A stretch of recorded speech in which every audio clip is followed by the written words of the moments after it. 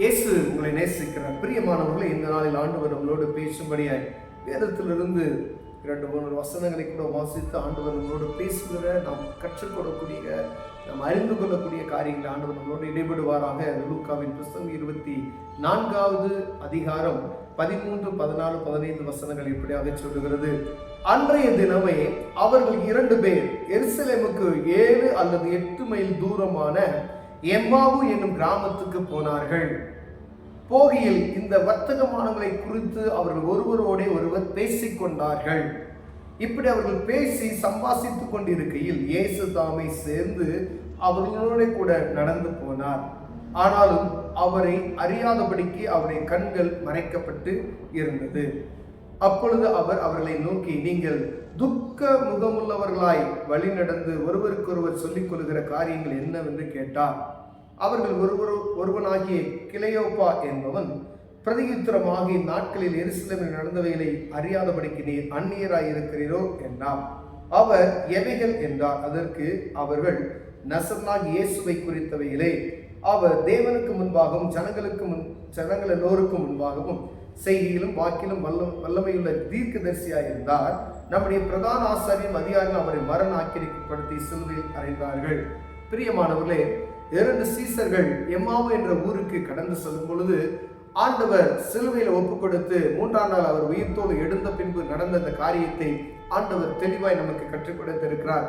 2 பேர் சேர்ந்து அவர்கள் ஒருவரோடே இந்த வர்த்தகமானங்களை குறித்து ஆண்டவர் அவர் சிலுவையில் அறையப்பட்ட காரியம், உயிரோடு எழுந்த அந்த காரியம் எல்லாம் அவர்கள் ஒருவருக்கொருவர் பேசிக்கொண்டு போகிற ஒரு காரியத்தை ஆண்டவர் இதில் எழுதி வைத்திருக்கிறார். பிரியமானவர்களே, ஒருவேளை பாருங்க, ஆண்டவர் இடையில அவர்களோடு சேர்ந்து நடந்து வருகிறதே அவர்கள் உணர்கிறார்கள். அப்ப அவங்க பேசுறாங்க ஆண்டவர்கிட்ட, நீர் இந்த இடத்துல நடக்கக்கூடிய காரியம், எருசலேமில் நடந்த அந்த காரியத்தை தெரியாதபடிக்கு நீர் அந்நியராய் இருக்கிறீரோ என்று சொல்லி கேட்கிறார். பிரியமானவர்களே, ஆண்டவர் எனக்காக அடிக்கப்பட்டு சிலுவையில் இரத்தம் சிந்தினார், மரித்து 3ஆம் நாள் உயிரோடு எழுந்தார் என்கின்ற அந்த காரியம் நமக்குள் பேசப்படுகிறதா என்பதை அறியும்படி ஆண்டவர் உங்களோடும் என்னோடும் பேசுகிறார். இந்த காரியம் எனக்கும் உங்களுக்கும் எவ்வளவு தெளிவாக தெரியும். இயேசு கிறிஸ்துவின் இரத்தம் சகல பாவங்களை நீக்கி சுத்திகரிக்கும் என்று வேதம் நமக்கு கற்றுக் கொடுத்திருக்கிறது. இந்த புதிய ஏற்பாட்டின் காலத்துல ஆண்டவர் நமக்காக அடிக்கப்பட்டார், நொறுக்கப்பட்டார். நம்முடைய பாவங்களுக்காக அவர் இரத்தம் சிந்தி அவர் மீண்டுமாய் உயிரோடு இருக்கிறார் என்பதை புரிந்து கொள்ளும்படியாய் வசனம் நம்மளோடு இடைபடுகிறது. பிரியமானவர்களே, அவர்கள் 2 பேர் எம்மாவூர் என்ற அந்த ஊருக்கு கடந்து செல்கையில் அவர்களுக்குள்ள 2 பேர் பேசிட்டு போகும்பொழுது ஆவியானவர் ஆண்டவர் நேரடியாக அவர்களோடு தொடர்பு கொள்ளுகிற ஒரு காரியம், நேரடியாக முகமுகமாய் அவர்களோடு நடந்து செல்கிறார். அவர்கள் இயேசு என்று அறியாதபடிக்கு அவங்க கண்கள் மறைக்கப்பட்டு இருந்தது என்று வேதம் சொல்லுகிறது. பிரியமானவர்களே, இப்பொழுதும் ஆண்டவரை அறியாதபடிக்கு நம்முடைய கண்கள் மறைக்கப்பட்டு இருக்கிறதா, இல்லது தெளிந்தவர்களாய் இருக்கிறோமா, அதை அறிந்திருக்கிறோமா என்று பார்க்கும்படியால் ஆண்டவர் நமக்காக மரித்தார், நமக்காக உயிர்த்தார் என்கிற இந்த சத்தியத்தை அறிந்தவர்களாய் நாம் காணப்படுகிறோமா, இல்லை கிறிஸ்தவர்களாய் மாத்திரம் ஏதோ நான் சர்ச்சுக்கு போகிற ஒரு சாதாரண மனிதனாய், ஒரு கூட்டமாய், ஏதோ ஒரு மத கூட்டத்தை போல நான் இருந்து கொண்டிருக்கிறேனா என்று பார்க்கும்படியாய் இந்த காரியங்கள் நமக்கு தெளிவுபடுத்துகிறது. இவர்கள் கேட்கிறார்கள், நீ அந்நியனாய் இருக்கிறீரோ அப்படின்னு சொல்லி, இங்க நடந்த காரியம் உங்களுக்கு தெரியாதா அப்படின்னு சொல்லி. ஆனா அவர் இயேசு என்று அறியாதபடிக்கு அவர்கள் பேசிக்கொண்டு போகும் பொழுது அவர்களுக்குள்ள அக்கினி எரிகிறதை அவர்கள் உணர்கிறார்கள். பின்னாடி நம்ம வசனம், அப்பொழுது அவர்களை நோக்கி, தீர்க்கதரிசி சொன்ன யாவையும் விசுவாசிக்கிறதுக்கு புத்தி இல்லாத இந்த மாறுபாடுகள் சந்தை இறுதியும் உள்ளவர்களே, கிறிஸ்து விதமாய் பாடுபடவும் தமது மகிமையிலே பிரவேசிக்க வேண்டியது என்று சொல்லி மோசே முதல் சகல தீர்க்கதரிசி எழுதிய வேத வாக்கியங்கள் எல்லாவற்றையும் நம்மை குறித்து சொல்லி இருக்கிறவர்களை அவர்களுக்கு விவரித்து காண்பித்தார்.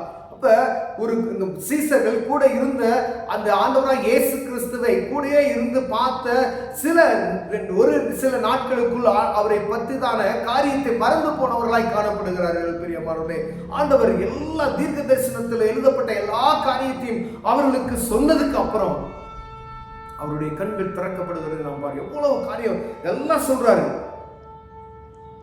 அவருக்கு சொல்ல போற எல்லா காரியத்தையும் சொல்றாரு. தீர்க்கதரிசனம் எழுதிருக்கு, என்னை பத்தி எழுதிருக்கு அப்படிலாம் சொல்லிட்டு வாங்க அப்படின்னு சொல்லி வேறு இடத்துக்கு போறது போல அவர் காண்பிக்க, அங்க உடனே அவங்க எங்களோட வந்து இரவு ஆயிடுச்சு, நீங்க தங்குங்க அப்படின்னு சொல்லும் பொழுது அந்த அப்பத்தை பிற்கும் பொழுது அவரை காண்கிறார்கள். அவருடைய கண்கள் திறக்கப்படுகிறது. பிரியமானவர்களே, ஒருவேளை நம்முடைய நம்முடைய கண்கள் இன்னைக்கு அடைக்கப்பட்டு இருக்கிறதா?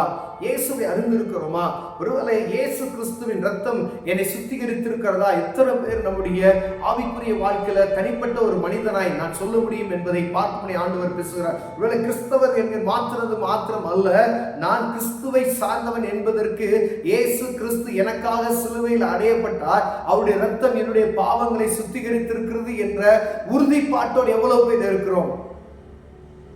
அதை பார்க்கும்படி ஆண்டவர் என்னோட பேசுறது. வசனத்தை ஆண்டவர் எழுதி வைத்ததின் நோக்கம் அவரை அறிந்து கொள்ளும்படியா. ஒருவேளை மறந்து போய் விட்டோம், காரியங்கள் அறிந்திருக்க, ஒருவேளை இந்த ஆவியில் அணுகுள்ளவர்களாய் காணப்படுகிறோமா என்று பார்க்கும்படி ஆண்டவர்களோடு இடைபடுகிறார் பெரியவன். ஒருவேளை நேரங்களில் நாம் ஏதோ ஒரு பேர் கிறிஸ்தவர்களாய், திருவிழா கிறிஸ்தவர்களாய், இல்ல யாராவது திடீர் சொல்லும் பொழுது அந்த நேரத்தில் பேசிவிட்டு அப்படியே கடந்து போகிறவர்களாய் காணப்படுகிறோம். இங்கே சொல்லப்படுகிறது, ஆண்டவர் அவர்களுக்கு விவரித்து காண்பித்த உடனே அவர்களுக்குள் தேவனுடைய பிரசன்னத்தை அவர்கள் உணர முடிகிறது.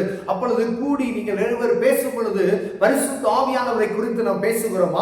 ஆண்டவரை குறித்து நாம் பேசுகிறோமா? எதை குறித்து நாம் தர்க்கப்படுகிறோம்? எதை குறித்து நாம் வழக்காடுகிறோம்? எதை குறித்து நாம் அதிகமாய் பேசுகிறோம் என்பதை பார்க்கும்படியாய் ஆண்டவர் உங்களோடும் என்னோடும் இடைப்பட்டுக் கொண்டிருக்கிறார். பிரியமானவர்களே, அவங்க சொல்ற ஒரு சாட்சியை பாருங்க. அப்பொழுது அவர்கள் கண்கள் திறக்கப்பட்டது, அவரை அறிந்தார்கள். உடனே அவர்களுக்கு மறைந்து போனார். அதுக்கப்புறம் ஒருவர் நோக்கி வழியிலே அவர் நம்முடனே பேசி வேத வாக்கியங்களை நமக்கு விலக்கி காட்டின பொழுது நம்முடைய இருதயம் நமக்குள்ளே கொழுந்து விட்டு எரியவில்லையா என்று சொல்லிக்கொண்டு அந்நேரமே எழுந்து எருசலேமுக்கு கடந்து போனார்கள். அந்த அக்கினி நமக்குள் எரியவில்லையா அப்படின்ற உணர்வு அவருடைய வேத வசனங்களை நமக்கு காமிக்கும் பொழுது, நீங்க ஆலயத்துக்கு போனீங்கன்னா அங்க காண்க சொல்லப்படுகிற வேத வசனங்கள் உங்களுக்குள் கொழுந்து விட்டு எரிகிறதா? எப்படி இருக்கிறது?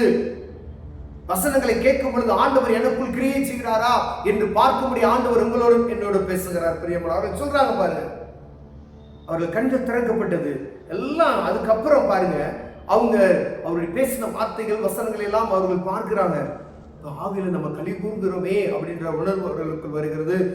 நம்ம ஒவ்வொரு நாளும் நம்ம பேசுகிறது ஆண்டவரை குறித்தா, உலகத்தை குறித்து, எதை குறித்து அதிகமாய் பேசுகிறோம் என்பதை பார்க்கும்படி ஆண்டவர் விரும்புகிறார். ஆண்டவரை சார்ந்து வாழும்படி ஆண்டவர் நம்மளை விரும்புகிறார். பிரியமானவர்களே, இந்த 2 சீசர்களை குறித்து ஆண்டவர் எழுதி வைத்திருக்கிறார். நம்முடைய கண்கள் திறக்கப்பட்டு இருக்கிறதா? அதிக நேரம் நாம் எப்படி எதை பற்றி பேசுகிறோம்? உலகப்புறமான காரியத்தை குறித்து பேசுகிறோமா? வேதத்தின் காரியத்தை குறித்து பேசுகிறோமா? நீங்க வீட்டில் சும்மா இருக்கும் பொழுது நீங்க தேவையற்ற காரியத்தை பேசாதபடி பிள்ளைகளுக்கோ இல்ல 2 ஸ்திரீமார்கள் சேர்ந்தீர்களா, 2 சகோதரர்கள் சேரும் பொழுது ஆண்டவர் செய்த அவருடைய அற்புதங்களை பேசி நீங்க அவருடைய நாமத்தை நீங்கள் சொல்லி துதிக்கும் பொழுது, சும்மா நீங்க பேசுறீங்க, ஆவியில அனல் கொண்டு எழும்புகிறதே, ஆவியான உங்களுக்குள் இடைபடுகிறதே, அந்த அக்கினி உங்களுக்குள் கொழுந்து விட்டு எரிகிறதை, நீங்கள் வசனத்தை பேசும் பொழுது அவர் உங்களோடு இடைபடுகிற காரியத்தை உணர்கிறீர்களா என்று பார்க்க முடியாது அழைக்கப்படும். அப்படி உணர்வு இல்லை அப்படின்னா இன்னும் ஆண்டவரை முழுமையை அறியாதபடி இருக்கிறோம் என்பதை உணர்ந்து கொள்ளணும். பிரியமான, நீங்க ஆவியில கணிக்கிறோம். 2 சகோதரர் சேர்ந்து பேசும்பொழுது பரிசுத்த ஆவியான உங்களோடு இடைபடுகிறாரா? 2 சகோதரிகள் சேர்ந்து பேசும்பொழுது ஆண்டவர்களோடு இடைபடுகிறாரா? வேத வசனங்களை குறித்து, ஏதோ ஒரு நாடகத்தை குறித்து அல்ல, ஏதோ ஒரு சீரியலை குறித்து அல்ல, ஆண்டவரை குறித்து, ஆண்டவர் வருகையை குறித்து, ஆண்டவருடைய நாமத்தை மெய்மைப்படுத்துகிறதை குறித்து, ஆலயத்தில் நடந்த காரியத்தை குறித்து, இந்த நாளில் கேட்ட உபதேசத்தை குறித்து, எப்படி கேட்கிறவா, எப்படி நாம் அதை தியானிக்கிறோம், அதை பற்றி பேசும் பொழுது பரிசுத்த ஆவியானவர் நமக்குள்ள இடைபடுகிறவராய் காணப்பட்டார். ஆண்டவர் உங்களோடு இருக்கிறார். பிரியமானவர்களே, நீங்க என்ன பேசினாலும் ஆவியானவர் கிரியை செய்யலைன்னா ஒண்ணுமே செய்ய முடியாது. எதை குறித்து அதிகமாய் நீங்கள் பேசுகிறீர்கள் என்று பார்க்க முடியாது. ஆண்டவர் உங்களோடும் என்னோடும் பேசுகிறார். அவர் 2 சீசர்கள் கடந்து செல்லும் பொழுது இந்த வர்த்தமானங்களை குறித்து எந்த வர்த்தமானம்? ஆண்டவருடைய பிறப்பு, இறப்பு, அவருடைய உயிர்த்தல் எல்லாத்தையும் குறித்து அவர்கள் பேசுகிறார்கள். அதை பற்றி நம்ம பேசுகிறோமா? அதை பற்றி அறிந்திருக்கிறோமா? அதை பற்றி முழுமையாக அறிந்திருக்கிறோமா? எனக்காக, ஒரு தனிப்பட்ட மனிதனுக்காக கிறிஸ்துவின் ரத்தம் சிந்தப்பட்டது என்பதை அறிந்திருக்கிறோமா? ஆண்டவர் உங்களோடு பேசுகிறார். ஒருவேளை அறியலைன்னா வேதவசனத்தை வாசிங்க. ஆண்டவர் உங்களோடு இடைபடுவார். அதிக நேரத்தை வேதவசனம் மூலமாய் மற்றவங்களோடு பேசுங்க. கர்த்தர் ஆசீர்வதிப்பார். கண்களை மூடுவோம், ஜெபம் செய்வோம். அன்பின் தகப்பனே, எங்கள் கண்கள் திறக்கப்படட்டையா, இருதயங்கள் கொழுந்து விட்டு எரியட்டும். நாங்கள் 2 பேர் சேர்ந்து பேசணும்னா ஆண்டவருடைய ஆவியில அனல் கொண்டு எழுப்புகிறவர்களை காணப்பட எங்களுக்கு உதவி செய்யுங்க. இயேசுவின் நாமத்தில் பிதாவே, ஆமென்.